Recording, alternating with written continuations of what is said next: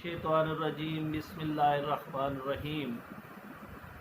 जो शख्स अल्लाह ताला के महबूब मोहम्मद अरबी सल्लल्लाहु अलैहि वसल्लम पर दुरूद पाक पढ़ता है तो अल्लाह ताला एक सफ़ेद बादल पैदा फरमाता है और इस बादल को बहरा रहमत से इस्तिफ़ादा करने का मौका मिलता है।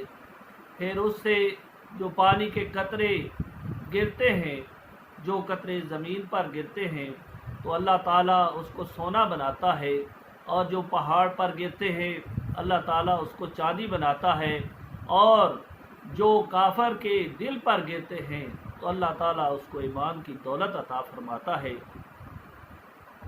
हमें चाहिए कि आका सल्लल्लाहु अलैहि वसल्लम पर हम कसरत से दुरूद पाक पढ़ें, क्योंकि जिससे मोहब्बत की जाती है उसको बार बार याद किया जाता है। गुनाहों से तौबा हर मुसलमान मर्द और औरत पर वाजिब है। रब्बे करीम का फरमान आलीशान है। सूरह तहरीम के अंदर अल्लाह ताला फरमाता है कि ए ईमान वालो, अल्लाह की तरफ ऐसी तौबा करो जो आगे को नसीहत हो जाए। एक और मकाम पर इरशाद सूरतुल हशर के अंदर इरशाद फरमाते हैं, और उन जैसे ना हो जो अल्लाह ताला को भूल बैठे हैं। उसकी भेजी हुई किताबों को पसे पुष्ट डाल दिया है। गोया उन्होंने अपने हाल पर रहम नहीं किया और अपने गुनाहों से नहीं बचाया, आखिरत के लिए कोई नेकी नहीं की।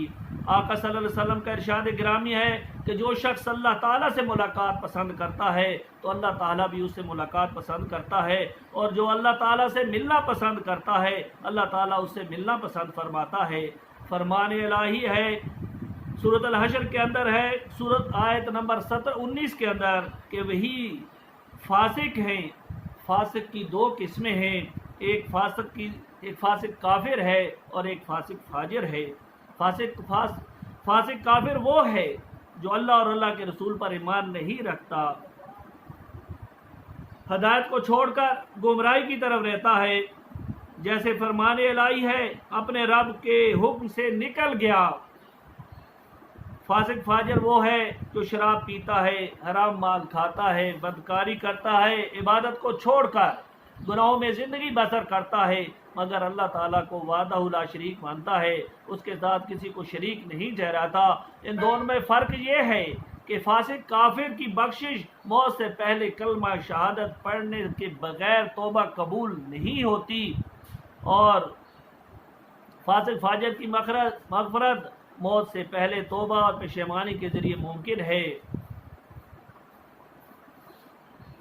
हर तौबा पेशेमानी इसलिए हर वो गुनाह जिसका तल्लुक़ ख्वाहिशात नफ्सानिया से है उसकी मग़फ़रत मुमकिन है, और हर वो गुनाह जिसकी बुनियाद तकब्बर और खुदबीनी पर है उसकी मग़फ़रत नामुमकिन है।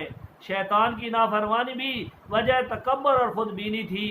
बस ए इंसान, तेरे लिए ज़रूरी है कि मरने से पहले अपने गुनाहों से तौबा कर ले कि शायद अल्लाह ताला तेरे गुनाहों को माफ़ फरमा दे। अल्लाह ताला का फरमान आलीशान है, वही है जो अपने बंदों की तौबा कबूल फरमाता है और गुनाहों से दरगुजर फरमाता है। हजूर सल्लल्लाहु अलैहि वसल्लम ने फरमाया, जिसने गुनाहों से तौबा की वो शख्स की तरह है जिसने कोई गुनाह सरजद किया ही नहीं। एक नौजवान जब एक गुनाह करता था तो अपने दफ्तर में लिख लेता था। एक दफ़ा उसने गुनाह किया, जब लिखने के लिए दफ्तर खोला तो देखा कि इस आयत के सिवा कुछ नहीं लिखा हुआ था। तो ऐसों की सूरत अल फुरकान के अंदर है, तो ऐसों की बुराइयों को अल्लाह ताला भलाइयों में बदल देता है। शिर्क की जगह ईमान, बदकारी की जगह बख्शिश, गुनाहों की जगह असमत और नेककारी लिख देता है। हज़रत उमर रज़ी अल्लाह तआला अन्हु एक दफ़ा मदीना मुनव्वरा की गली से गुजर रहे थे। आपने एक जवान को देखा जो कपड़े के नीचे शराब की बोतल छिपाए चला जा रहा था। आपने पूछा, ए नौजवान, इस बोतल में क्या लिए जा रहे हो? जवान बहुत शर्मिंदा हुआ और उसने दिल ही दिल में ख्याल किया कि ये शराब है, और दुआ की कि रब्बे करीम मुझे उमर के सामने शर्मिंदा होने से बचा ले, आइंदा मैं गुनाह नहीं करूँगा, मैं शराब नहीं पीऊँगा। जब नौजवान हज़रत उमर रज़ी अल्लाह तआला अन्हु के करीब पहुँचा तो उमर मोमिनीन ने पूछा कि ये क्या चीज़ है? उसने कहा सिरका है। تو جب حضرت عمر فاروق رضی اللہ عنہ نے دیکھا تو وہ واقعی سرقہ تھا، خلوص دل کے ساتھ اس نے دل سے دعا کی اور اپنے گناہ سے توبہ کی، تو اس کا جو شراب کی بوتل تھی وہ سرقہ میں تبدیل ہو گئی۔ حضرت ابو ہریرہ رضی اللہ تعالیٰ عنہ فرماتے ہیں کہ ایک رات میں حضور صلی اللہ علیہ وسلم کے ساتھ نماز عشاء پڑھ کر باہر نکلا، راستے میں مجھے عورت ملی، اس نے مجھ سے پوچھا کہ میں نے گناہ کر لیا ہے، کیا میری توبہ ممکن ہے؟ حضرت ابو ہریرہ رضی اللہ تعالیٰ نے پوچھا تو نے کون سا گناہ کیا ہے؟ اس نے کہا میں نے زنا کیا ہے، اس سے بچہ پیدا ہوا ہے، اس بچے کو میں نے قتل کر دیا ہے، کیا میری توبہ ممکن ہے؟ تو حضرت ابو ہریرہ رضی اللہ تعالیٰ نے فرمایا تیری توبہ ناممکن ہے۔ جب یہ وہ عورت چلی گئی، حضرت ابو ہریرہ رضی اللہ تعالیٰ عنہ نے دل میں خیال آ گیا کہ میں نے تو حضور صلی اللہ علیہ وسلم سے پوچھا بھی نہیں ہے، تو وہ حضور صلی اللہ علیہ وسلم کی محفل میں تشریف لے گئے اور پوچھا کہ میں نے اسی طرح کہا ہے، تو حضور صلی اللہ علیہ وسلم نے فرمایا کہ تو نے یہ آیت نہیں پڑھی، اور وہ جو اللہ کے ساتھ کسی معبود نہیں پوچھتے۔ ابو ہریرہ کہتے ہیں کہ میں نے جب یہ بات سنی تو میں اس عورت کی تلاش میں نکلا، مجھے عورت نہ ملی، حتیٰ کہ تلاش کرتے کرتے لوگ مجھے دیوانہ کہنے لگے، اور آخر کار میں نے ایک دن اس عورت کو پا لیا۔ اسے جب یہ میں نے آیت سنائی تو وہ خوشی سے جھومنے لگی، اور اس نے کہا کہ یہ جو باغ ہے یہ باغ میں نے اللہ کے راہ میں دے دیا ہے، تجھے بخش دیا ہے۔ حضرت عتبہ اور غلام جن کی فتنہ انگیزی اور شراب کی داستانیں مشہور تھی، ایک دن حضرت حسن بصری رضی اللہ تعالیٰ کے محفل میں آئے۔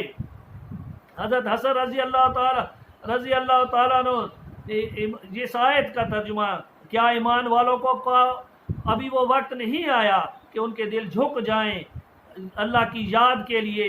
جب وہ آپ نے اس آیت کی اس طرح تشریح کی کہ ایک گناہ گار کھڑا ہو گیا، اس نے کہا میں فاسق فاجر ہوں، کیا میری اللہ تعالیٰ توبہ قبول فرمائے گا؟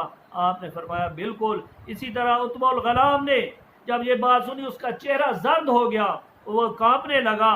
حسن بصری رضی اللہ تعالیٰ ان کے قریب آئے اور انہوں نے یہ شعر پڑھے جن کا مطلب یہ ہے کہ اے اللہ کے نافرمان جوان، جانتا ہے نافرمانی کی سزا کیا ہے، نافرمانوں کے لیے پرشور جہنم ہے، اور حشر کے دن اللہ تعالیٰ کی سخت ناراضگی ہے۔ اگر تو نار جہنم پر راضی ہے تو بے شک گناہ کرتا رہے، وگرنہ گناہوں سے رک جا۔ تو نے اپنے گناہوں کے بدلے اپنی جان کو رہن رکھ دیا، اس کو چھڑانے کی کوشش کر۔ حضرت عتبہ نے چیخ ماری، بے ہوش ہو گیا۔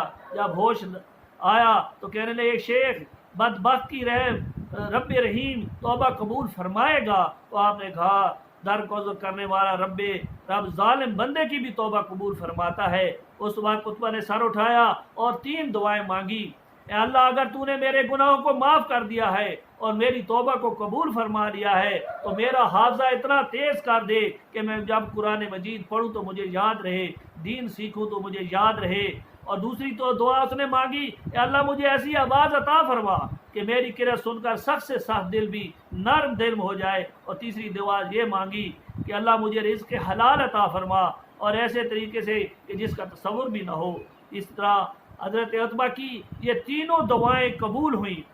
جب بھی آپ قرآن پاک پڑھتے، گناہ سے گناہ گار آدمی کا دل بھی نرم ہو جاتا اور وہ تائب ہو جاتا، اور ہر روز 2 روٹیاں 1 شوربے کا پیالہ اس کے پاس آ جاتا، پتہ نہیں یہ کس طرف سے آتا، کوئی پتہ نہ چلتا۔ کسی عالم سے پوچھا گیا کہ جب بندہ توبہ کرتا ہے تو کیا یہ توبہ قبول یا مقبول ہونے کی بھی کیا بھی پتہ چلتا ہے؟ تو انہوں نے کہا کہ کچھ مکمل تو نہیں، لیکن کچھ ایسی نشانیاں ہوتی ہیں جس سے پتہ چلتا ہے کہ اس کی توبہ قبول ہو گئی ہے۔ وہ اپنے آپ کو گناہوں سے پاک رکھتا ہے، اس کے دل سے خوشی غائب ہو جاتی ہے، اور ہر وقت اپنے آپ کو رب کریم کے روبرو پاتا ہے، کثرت سے نیکیاں کرتا ہے، اور اپنی زبان کو بند رکھتا ہے، اور اپنے گناہوں پر ہمیشہ غور و فکر کرتا رہتا ہے، اور غم اور پریشانی اپنے اوپر لازم کر دیتا ہے۔ اللہ تعالیٰ آپ کو اور مجھے بھی توبہ کی توفیق عطا فرمائے، اور ہمیں بھی نیکی کی طرف راغب کرے، اور حضور کو نور صلی اللہ علیہ وسلم کی سچی غلامی عطا فرمائے، اور ہمیں پورا اسلام کے اندر داخل فرمائے۔ وآخر دعوانا الحمدللہ رب العالمین۔